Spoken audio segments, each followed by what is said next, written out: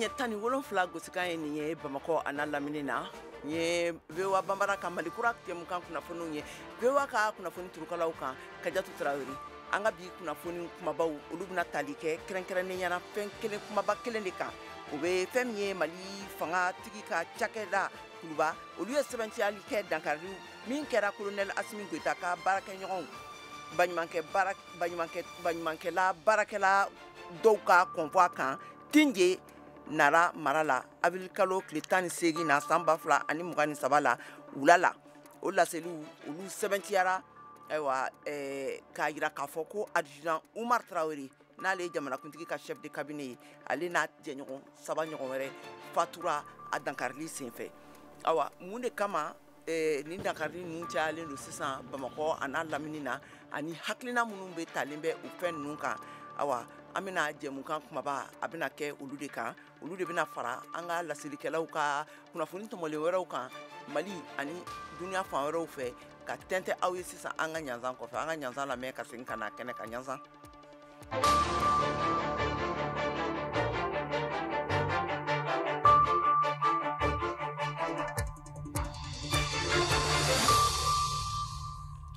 Ka segi ko kura ka foli ani tanuni lase an lamɛnbagaw bɛɛ lajɛlen ma ka fɔ aw ɲɛna k'aw bisimila an ka kɛnɛ wasalen kan n'o y'an ka Malikura kɛnɛ ye ka bɔ an ka studio wɔɔrɔnan kɔnɔna na VOA soba la Washington DC awa a tulo bɛ Kayatu Tarawele de kumakan na ka tɛmɛ ni kunnafoniw ye bi alamisa na avril kalo tile 20 san 2023 la Mali fangatigi ka cakɛda Kuluba ye sɛbɛntiyali kɛ dankari min kɛra colonel Asimi Goita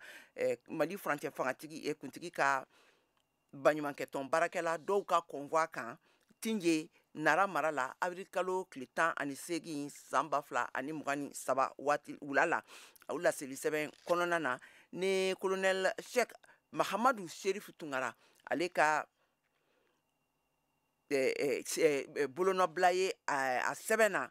ayiwa k'a jira k'a fɔ ko adjudant Umar Traoré ne jamanakuntigi ka chef de cabinet don ka ani a taamaɲɔgɔn wɛrɛw mɔgɔ 3 wɛrɛw ayiwa olu nin tora dankarili in na Modibo Keita n'ale ye VOA Banbara ka lasirikɛla ye ka bɔ Nara mara la ale bɛna détails di an ma dankarili in cogoya kan an ka kumakanw lamɛn.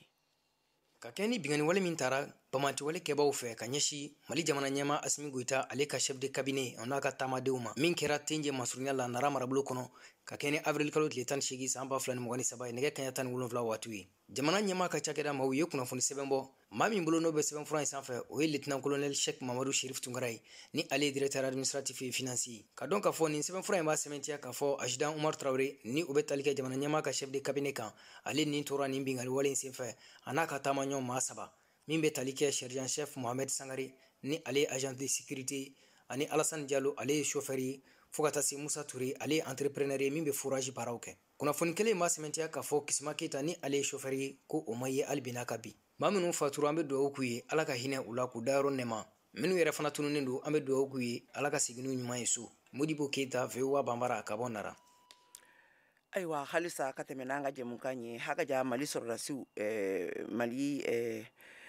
ani Mali fanga ka dɛmɛw kɔnɔna na bɛ u seko damayira bɛɛ lajɛlen na yaasa ka lakana la sabati Mali jamanadenw ye a jirala k'a fɔ ko nin waati ninnu na dankarili waleya ninnu nana ka na caya fɛn min ye jamana faaba o dafɛ yɔrɔw ye mun de y'o waleya yala mun de bɛna se ka kɛ yaasa ka se ka nin fɛn ninnu nɔgɔya sabula a kunya a kɛlen bɛ i b'a fɔ kuma a bɛna kɛ ni siranba ye ka bila jamana faaba kɔnɔdenw kan o de hukumu kɔnɔna na Mariam Traoré ale ye ɲininkali tɛŋunen sɛmɛ Cambel Gimbayara la o ye kunnafoni sɛnsɛla ye politiki ani lakanakow ta sira kan awa an ka u ka masala lamɛn.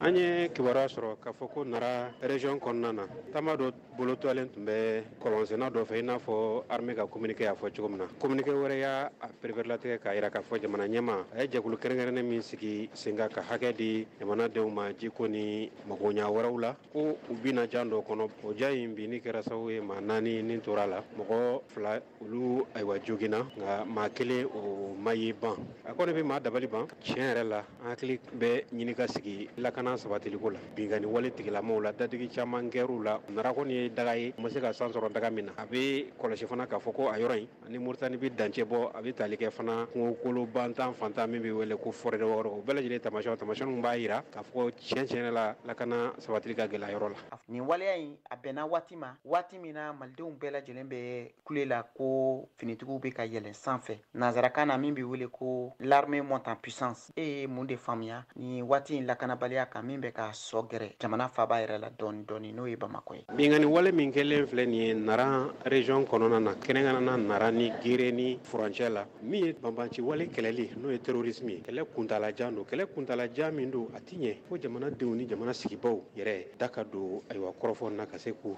banba ka dɛmɛ kɛ ka ɲɛsin ayiwa sɔrɔsi jɛkulu ma walasa a kɛlɛ bɛ se ka duga kɛlɛ in fana tɛ don kelen kɛlɛ ye ayiwa tile kelen ko tɛ. Nin waati in na Mali jamana kɔnɔ seereya caman marabolow kɔnɔ i n'a fɔ Sikaso, Buguni, Bamakɔ, Segu, Kucala ka taa San mara la n'o ye Kɛnparala, Yoroso ani Bura fanfɛlaw ye. Dugudenw caman kelen don ka tabale gosi k'a fɔ ko jihadijɛkulumaw sennɔ cayalen don u ka marabolow kɔnɔ nin yɔrɔ kofɔlen ninnu na. Jamana ɲɛmɔgɔ kan ka wulikajɔ jumanw de kɛ finitigi kunda walasa tiɲɛni kana kɛ. Jamana fan caman na kibaruyaw bɛ segin ka na bɛɛ lajɛlen ma k'a yira k'a fɔ ko banbanci wale tigilamaw u ye dankari yɔrɔ caman na u bɛ bɔ ka tiɲɛni kɛ ni ka dogo o bɛ kɛlɛbolo kɛcogo yɛlɛma u fan fɛ a b'a yira fana kabini farajɛw y'u sen bɔ an n'u ni ɲɔgɔn cɛ n'o ye Faransi kɛlɛkɛlaw ye a ɲɔ ɲana ayiwa waati damadɔ kɔnɔna na yɔrɔ caman na ka kɔrɔnfɛn fan na min ye Mɛnaka mara kɔni ye kunnafoni minnu bɛ ka bɔ yen n'olu kunnafoniw kɛra tiɲɛ a bɛ maa dabali ban tiɲɛ dun yɛrɛ la fanga tigilamaw ye minɛn caman san ka labɛn caman kɛ o n'a ta o ta kɛlɛ yɛlɛma bolo ani kɛlɛ yɛrɛ bɛ dan kun min na n'o ye ka bali de ka bɔ ka tiɲɛni kɛ ni ka taa fɔ n'an ka faama ma wuli ka jɔ kɛ ka fɛɛrɛ ni dabali tigɛ ka kɛlɛ bɛn o kɛlɛ kɛcogo in ma a bɛ mɛn ayiwa ka dankari hadamadenw na min kɔni ye terrorisme kɛlɛ bingani wale tigilamaw kɛlɛli tɛ don kelen kɛlɛko ye kɛlɛ kuntalajan don kɛlɛ kuntalajan min don i tɛna se ka ɲɛ sɔrɔ kɛlɛ in na n'i ka dugudenw ni jamanadenw yɛrɛ ma fara i kan ni k'i dɛmɛ. Halisa an bɛ to nin juru kelen nin kan n'o ye nin dankarili waleya ninnu ye Bamakɔ n'o ye Mali faaba dafɛlaw ye ayiwa ko jamanaden dɔw y'u ka haminaw yira ka kɛɲɛ n'a ye k'a fɔ ko a koɲa bɛ kan ka kɛ siranko ye u bolo o de hukumu kɔnɔna na an ka laselikɛla ka bɔ Bamakɔ Mohamed Daɲogo ale fana ye kumana a koɲa kan an ka kumakanw lamɛn. Kuna sini Nara mara la cɛmancɛ fanga ɲɛmaaba Colonel Asimi Goita ale ka cidenw bamaciw bina u kan ka caman bɔnɛ a nin na a yɛrɛ masuruma mɔgɔ kɛrɛnkɛrɛnnen dɔ bɛ a la n'o ye adjudant Umar Traoré n'o ye a ka chef de cabinet ye ni ko in kɛni sababu ye bi ka maliden caman ka u gan u kamana la Boubacar Keita bena n ka hakilina di vraiment attaque ko minnu attaque minnu bɛ ka kɛ Mali Bamakɔ alentour la nin vraiment a ye kɛra jigitigɛ ani kɔnɔnagan y'an bolo quoi. Franchement, mɔgɔw bɛ min fɔ don o don an tulo b'a la réseau kan an tulo b'a la média la l'armée monte en puissance mais don o don i b'a mɛn fana ko Mali armée ka poste de bɛ ka attaquer aux alentours de Bamakɔ. Franchement ne yɛrɛ kɔni ne t'a dɔn an bɛ yɔrɔ ni cɛmancɛ fanga maaw kɔni ye kɛlɛkɛminɛnw caman san fo ka taa se pankuru drone ani marifajuguw caman ma Boubacar Kanute n'ale kunnafoni dilan ale y'a yira k'a fɔ kɛlɛ in a bɛ yɔrɔ min na bi yɛlɛma dɔw kan ka don a la Boubacar Kanute. An bɛ pankuru minnu bɛ ka san o ni drone minnu bɛ ka san a ka ɲi nka o nafa min b'o la o nafa ye jamana ni jamana wɛrɛ ka kɛlɛ walima jamana o ni jugu minnu donnen don jugu minnu lakodɔnnen don nka jugu minnu bɛ u lakodɔnnen tɛ ayiwa u don sen ka ca ayiwa u bɛ an cɛla fɛnɛ olu kɛlɛli a ka gɛlɛn tile kelen ko t'a ban pankuru fɛnɛ kɛlɛ tɛ donc o b'a yira Mali fɛnɛ kan ka yɛlɛma caman kɛ i ka kɛlɛkɛ taabolo la. Malidenw kɔni ni laɲini bugu la bi cɛ fara muso kan o de ye cɛmancɛ fanga ɲɛmaaw tiɲɛ don u bɛ dɔ la nka halisa u ka dɔ fara cɛsiri kan mun ye ni bamaciya wale ninnu ye ka se ka fu siri a dan na Asetu Samake. Ne yɛrɛ la bingani wale kɔni bɛ ka cari kosɛbɛ Bamakɔ dafɛyɔrɔw la a o fɛn dɔ ye min ye a bɛ mɔgɔ lasiran kosɛbɛ n'i y'a ta k'a lajɛ o don o wele min kɛra Welesebugu n bɛ se k'a fɔ mɔgɔ kun sigilen tɛ n'a ye ko a bɛ se ka kɛ nin yɔrɔ in na Welesebugu ni Bamakɔ a man jan kilomɛtiri damadɔni dɔrɔn donc a bɛ mɔgɔ lasiran an t'a dɔn ni terroriste de don wa ou bien ni seliw ni fɛtibaw sera an bɛɛ b'a dɔn bandiw ni zon fana bɛ to ka jatigɛ wale kɛ ka mɔgɔw sɛgɛrɛ cogo min bɛ se ka fɛɛrɛ u ka bingani walew ma ni o de don mais a mana k'a fɛn fɛn ye bi in na il faut que autorités ka wuli k'u jɔ u jɔyɔrɔ la ka sécurité renforcer ka base minnu bɛ k'u bɛɛ renforcer cogo min na jamanadenw bɛ se ka lakana. maa minnu kɔni tɛnra nara binkani na olu la sa cɛmancɛ fanga ɲɛmaw u ye sɛbɛnfura bɔ. maa minnu b'o la o de ye Umar Traoré n'ale kɔni ye Assimi ka chef de cabinet ye, sergent chef Mohamed Sangare n'ale fana tun ye lakanabaa dɔ ye, Alassane Diallo n'ale kɔni tun ye mobilibolila kuluba ani Musa Touré n'ale kɔni ye cakɛla ye maa minnu bɛ forage sen duguw la. Mohamed Daɲoko VOA Bambara tɔgɔ la ka bɔ Bamako. Ayiwa sisan ka kɛɲɛ ni seliba lawaleyaliw ye Abibatu Nango Traoré n'ale ye VOA Bambara ka lasilikɛla ye ka bɔ Bamakɔ. Ale wulila ka taa kɛlɛɲɛbolilaw minnu sigilen bɛ Bamakɔ yen nɔ olu ka yɔrɔ la ka taa baro kɛnɛsigi kɛ n'u ye ka ɲininkali k'u la u ka seliw a bɛna taa tɛmɛ u b'a latɛmɛ cogoya jumɛnw na. An ka ka masalaw lamɛn.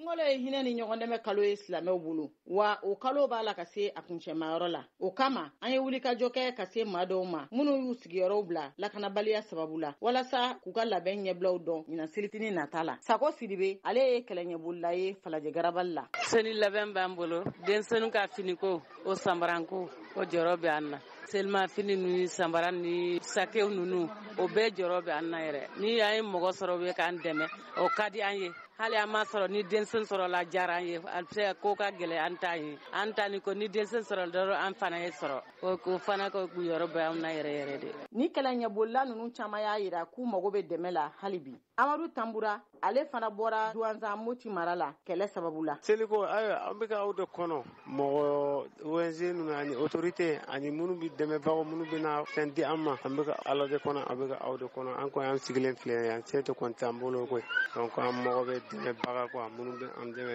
an bɛ ɲama sanfɛ dumuni tɛ wari tɛ fɛn tɛ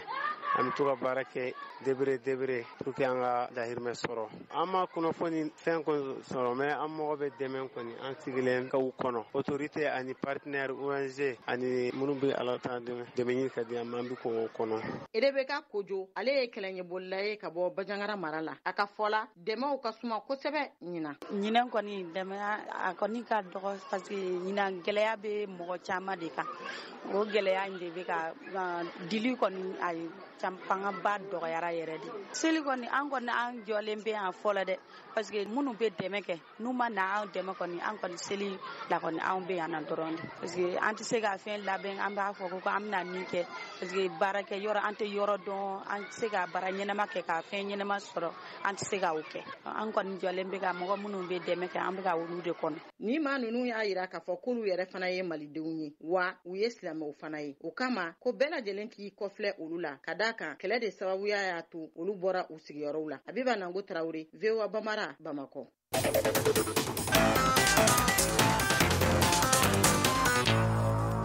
Sisan an ka duniya lamini kunnafoniw lamɛn Cameroun a yirala k'a fɔ ko mɔgɔ 5 ɲɔgɔnna olu fatura ka sababu kɛ kunfilanintu n'a bɛ wele nanzarakan na ko kolera ye u ka jamana faaba a kɔnɔna na a n'a a lamini na. Ayiwa nin kunnafoni ninnu olu laseliw kɛra Cameroun kɛnɛya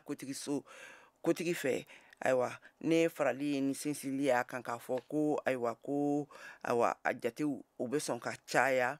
sumaya dɔgɔkun 3 sumayali kɔfɛ. Uganda gouvernement fankelen ka fara a wasaden 10 ɲɔgɔnna kan bɛ sɔn ka bila kiiri mɔgɔw ka bolo kan ka sababu kɛ k'u jarakilen don n'a ye k'a fɔ k'u tɔgɔ yira yuruguyurugu kobaw la ni a kelen bɛ ŋunuŋunu caman ye jamana kɔnɔna na. Gouvernement ka kumalatɛmɛla ka laseli la arabadon na u ye ministre kelen wɛrɛ minɛ awa min tɛgɛ taara ya faamuya b'a la u ka sojɔ minan dɔw feereliw la da ɲɔgɔn na yuruguyurugu la Karamoja mara la. Awa u ka gouvernement kɔnɔ mɔgɔ 22 min b'a la. Ayiwa a yirala k'a fɔ ko 28 ɲɔgɔnna ka fara jamana kuntigi dankan ani premier ministre kan k'olu bɛ sɔn ko ka bila ka taa kiiriso la fanga ka kumalatɛmɛla u ka laseli la. Maroc jamana ka jikan lakanakɛlaw ye farafina tungaladen mɔgɔ 552 ɲɔgɔnna minɛ Méditerranée kɔgɔji kan sɔrɔdasiw ka kunnafoni laselisow ka laselila bi alamisadon in na. Awa u y'a fara kan fɛnɛ k'a fɔ ko a jatew ninnu ka bɛn ka sɔrɔ dɔ bɛ kan ka fara jate ninnu kan kabini san 2023 kalo fɔlɔ 3 ninnu waati kɔnɔna na awa ko ka sɔrɔ tungaladen tɛmɛnenw Méditerranée kɔgɔji kan jatew cayara kosɛbɛ ONU ka laseli la.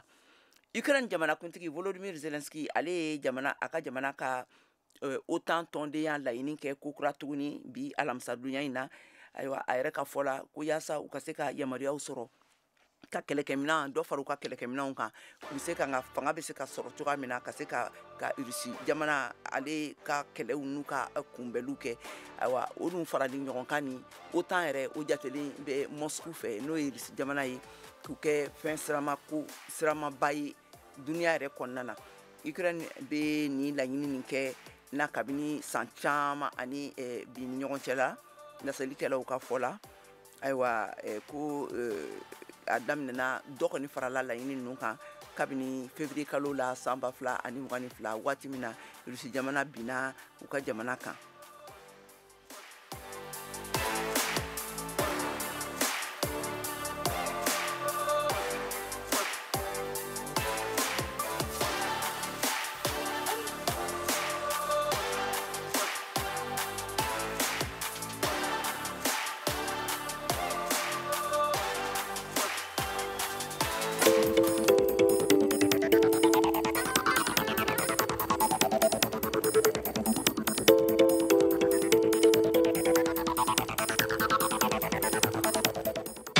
VOA Afrique ni VOA Afrique ye buna adamadenw lafiyara kunnafoni ko la.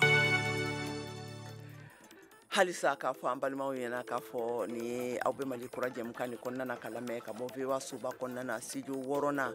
ayiwa Kayatu Tarawele de kumakan ye nin ye an donna an ka kunnafoni kun filanan ni kɔnɔna na ayiwa ka a fɔ mɔgɔw ɲɛna ni mɔgɔ minnu bɛ fɛ k'an lasɔrɔ sisan ka a fu ɲɛna an bɛ sɔrɔ Bamakɔ a n'a lamini na fiɲɛ turukala 102 kan ni waati in na kɛrɛnkɛrɛnnenya la an bɛ sɔrɔ directement na radio Paris 5 kan Tomiyakaw fɛ yen nɔ n'o a dugu lamini bɛɛ lajɛlen na awa ni minnu fana bɛ fɛ k'an sɔrɔ sanfɛ bɔlɔlɔ siraw kan a bɛ se k'an sɔrɔ an ka bɔlɔlɔ siraba kan n'o ye www.voabambara.com walima ni waati in na an bɛ directement na Facebook ani YouTube kan ani Instagram kan an ka page kan ka tɛmɛ n'an ka kunnafoniw ye jagoya lagɛri a yirala k'a fɔ k'o de binna Sudan kɔgɔduguyan fanfɛ jamana kan nin y'a tile 6 ye ka jamanadenw bila kamanagan caman de kɔnɔna na Modibo Dambele bɛ détails di an ma an ka kumakanw lamɛn. A ka ca ni mɔgɔ 300 ye minnu fagara kabi kɛlɛw daminɛna sibiridon Sudan jamana kɛlɛkɛcɛdenw ni ɲɔgɔn cɛ Abdel Fattah al-Burhan ani a ka dankan Mohamed Hamdan Daglo ni ale bɛ u ka paramilitaires kɛlɛkɛdenw olu ɲɛmɔgɔ do RSF kɛlɛ jugumanba dɔ olu kɛra Khartoum jamana faba kɔnɔna la ni ale dugu ye ni mɔgɔ 500,000 o de b'a kɔnɔna la a fan caman kɔni tora u ka so courant tɛ yen dumuni tɛ yen wa ji fɛnɛ tɛ yen Nazek Abdallah ni ale ye Khartoum sigibaga dɔ ni san 38 do ko an kɔni wulila ni kɛlɛkɛ avion mankan de ye ani sanfɛmugu kɛru an y'an ka daw sɔgɔ ani an ka finɛturu yasa marifakisɛ tununnen dɔ kana na an sɔrɔ an ka sɔkɔnɔna la kɛlɛ kɔni sera a tile 6nan ma laɲini kɛlen ko ka kɛlɛ jɔ ale kɔni o bɛ kunbalan na hali bi i bɛ marifa cikan mɛn ani i bɛ sisi fiman ye mun bɛ yɛlɛ sanfɛla la Khartoum aéroport fanfɛla la ani Saradasiw dagayɔrɔ fɛnɛ la ni RSF ni ale ye Janjaweed marifatigi jɛkulu ye ni ale kun bɛ kɛlɛ la Darfur yanfan ninnu na ye a yira k'a fɔ ko ale ka kɛlɛkɛ cɛdenw ko k'u ye marifa cili lajɔli laɲini mun kɛ ko olu bɛ kan k'o lawaleya kabini arabadon tile 1 hakɛ kɔnɔna la i b'a fɔ Saradasiw y'a kɛ cogoya min na nka seere dɔw y'a yira k'a fɔ ko marifa cikan a bɛ lamɛnna hali bi Khartoum jamana faba kɔnɔna la ni laɲini kɛra ko ka marifa ci lajɔ ni o fɛnɛ ma labato tuguni wagati damadɔ a bilalen sen kan a siɲɛ 2nan la tile caman kɔnɔna la ɲɔgɔn sama kɔni bɛ Buram ani Daglo ni ɲɔgɔn cɛ ni o ye ko ka marifatigi jɛkulu k'a cɛdenw ko k'olu don Saradasiya la ni o ye laɲini gɛlɛn ko fo bɛnkan ka sɔrɔ yasa Sudan u ka furancɛ fanga a bɛ se ka sigi bolo kan cogo min na.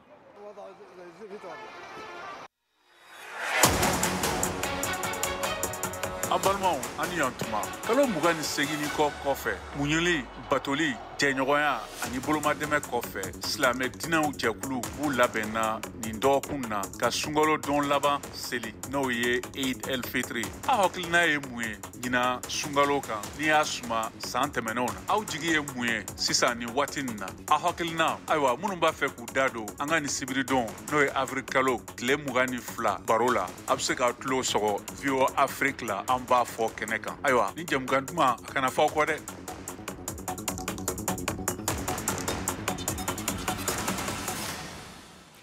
bi alamisa n'a yirala k'a fɔ ko Suisse jamana ale ye lakanakɛla kɛnyɛrɛ ye kulu irisiw ta n'a bɛ wele ko Wagner ani u ka kunnafoni cakɛda dɔ n'a tɔgɔ ko Riafan u y'u bila u ka mɔgɔ ani kulu jalakilenw ɲangilenw minnu bɛ kan ka Rusi jamana kɔkɔrɔma don a ka Ukraine bengani o jatew kɔnɔna na. Mohamed Toure bɛ a ɲɛfɔ a ɲɛna an k'a ka kumakanw lamɛn.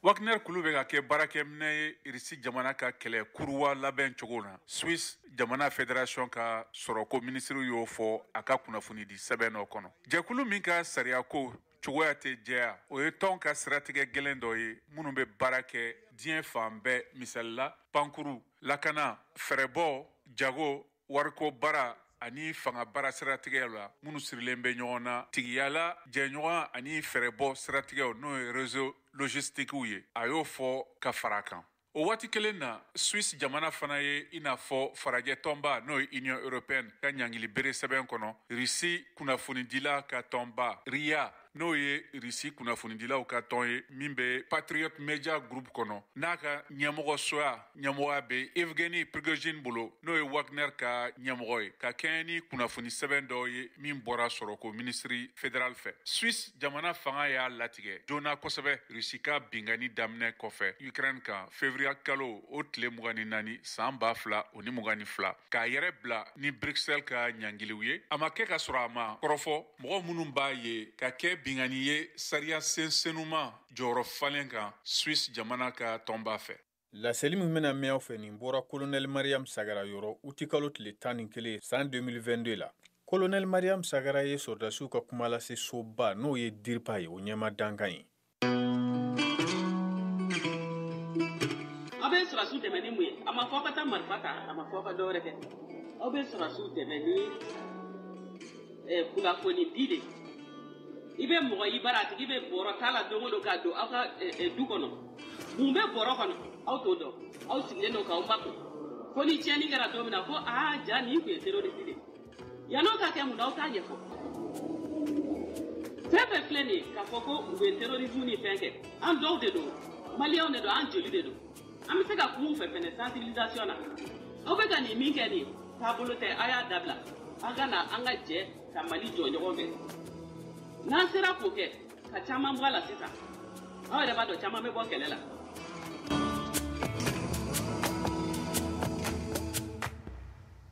Nin tun ye Colonel Mariam Sagara ka laseli ye ka bɔ DIRPA la n'o ye Mali sɔrdasiw ka kuma lase soba ye. Sisan an ka farikolo ɲɛnajɛ kunnafoniw lamɛn Siyaka Tarawele bolo.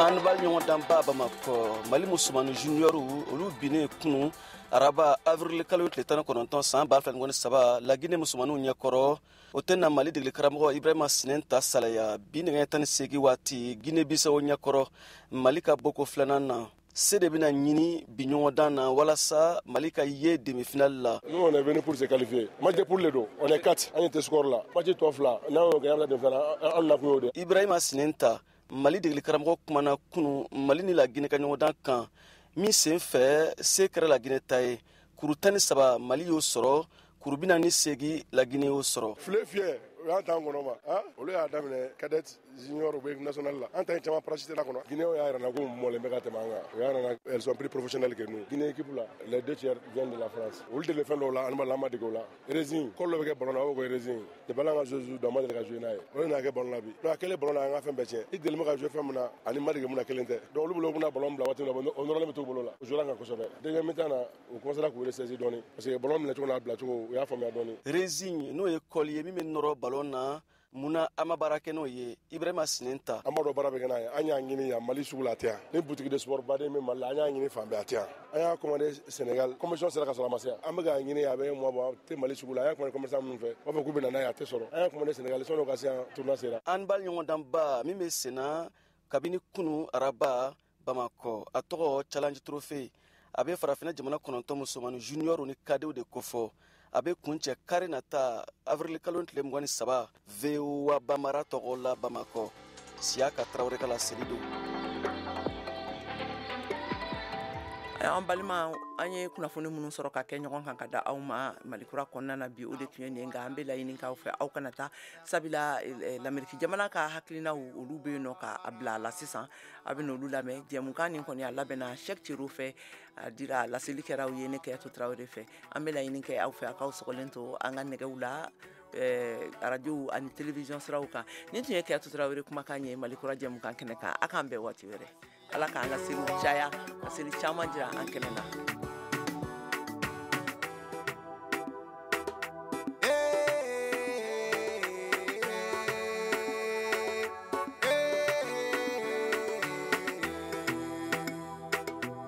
Modibo Dambele an ka foli b'i ye Bagasi Kura an ka foli b'aw ye.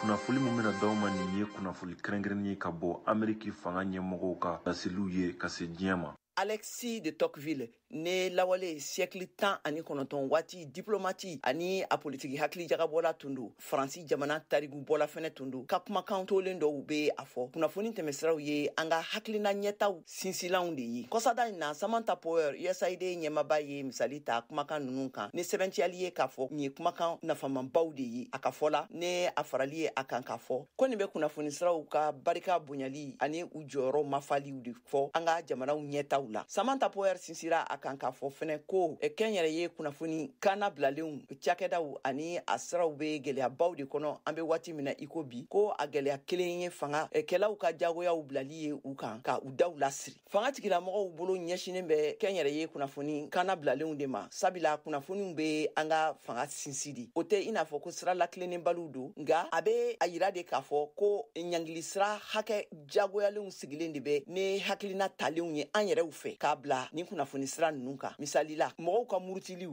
ani u ka wulikajɔw yaasa ka kofɔli kɛ ɲɛma yurukuyurukukɛlaw kan ani wagati yɛlɛmaliw olu kɛlɛw kan jama ka wulikajɔ laɲininenw kɔni tɛ se ka bila sen kan abada ne ɲɔgɔn faamuyali ma sɔrɔ a kan ka a gwɛlɛyaw ani a nafaw bɔ fɔlɔ kɔlɔsi ye min jira ne a ma ta baɲanama la USAID ɲɛma Powell ka fɔ la o ye de k'a jira k'a fɔ Freedom House n'ale ye jateminɛ cakɛda josariya ani kanabilaliw kunnafonikow ta sira kan ye kofɔli kɛ k'a yira k'a fɔ ko hakaja jatew bɛɛ ye dankariliw yira hadamadenya hakɛ jo sariyaw ani kanabilaliw kan ko o bɛɛ la kunnafoniw olu ka kan ka labila di ne ka tila ka mɔgɔw fɛnɛ kanabila san 17 tɛmɛnen ninnu na kunnafoni kanabilalenw be jamana minnu kɔnɔ ne a jirala jatew la kɛrɛnkɛrɛnnenya la k'a fɔ ko siga yɛrɛ ta a lawaleyaliw la a jamanaw kɔnɔna na n'a a jatew tigɛra k'a bila ka bɔ fula ka taa se 4 ma ayiwa ko an be don min na iko bi olu ka jatew yɛlɛnna de ka taa fo 14 ani 33 furancɛ la o jatew bilala san 17 dankariliw kɔnɔ kanabilaw fɛnɛ kan fangabatigi minnu tɛgɛ dalen don taabolo ninnu kan be kunnafoni dilankolonw de dilan ka u lacari yaasa ka tiɲɛ lanɔgɔ cogoya bɛɛ lajɛlen na u be kunnafoni dila ninnu daw tugu jagoya de la a gɛlɛya filanan ye min ye kɛn yɛrɛ ye kunnafoni kana bilalenw bolo o ye nafoloko tasiraw de ye ne a masɔrɔlen don kunnafoniw yɛrɛ taaɲɛw